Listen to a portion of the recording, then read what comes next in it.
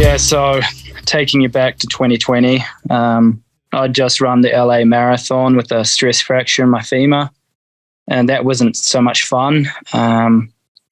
Came through the COVID era, and I was actually trapped in New Zealand for 6 months, spending my life savings on things like rent, and it's not so easy for an athlete to be paying all these things out of their hard-earned race winnings and stuff like this.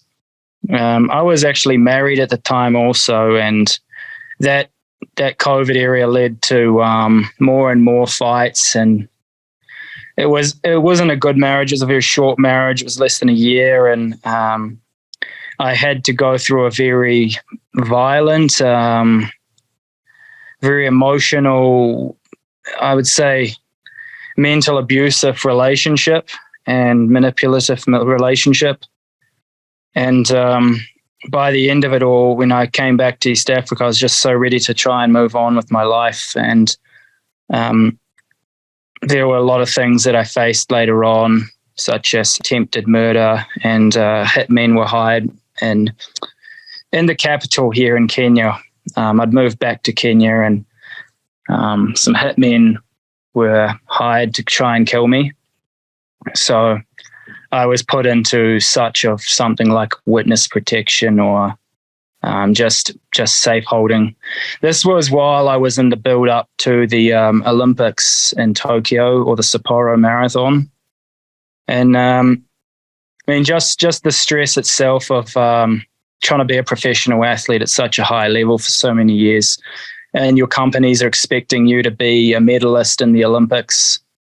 And I knew I spent a lot of money on traveling around to hot places and training, and I invested so much into that myself that I just I lost even a part of myself, And when I failed in the Olympics, when I really put myself out there with the lead group, and I burned in the last 10K, I can't remember it to this day.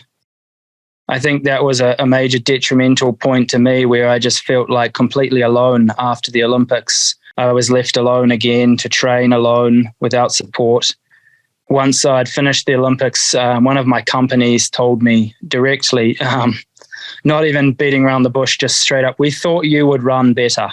And they dropped me immediately. So that was one source of my income as a person. And the other company were not far off. I had pressure from management, pressure from shoe companies, pressure from, the shoes constantly. I was getting injured. I couldn't finish a race.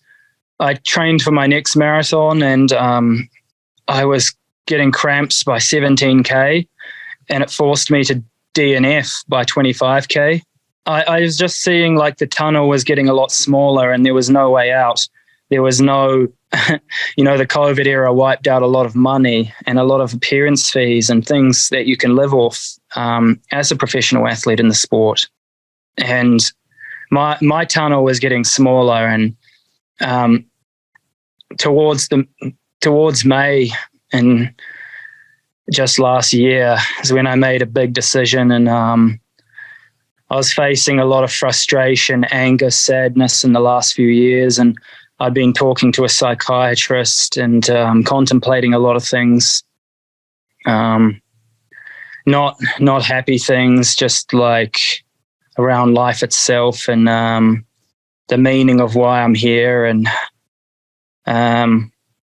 it ultimately led me to making one of the worst decisions I've made, and that's the news we're facing today.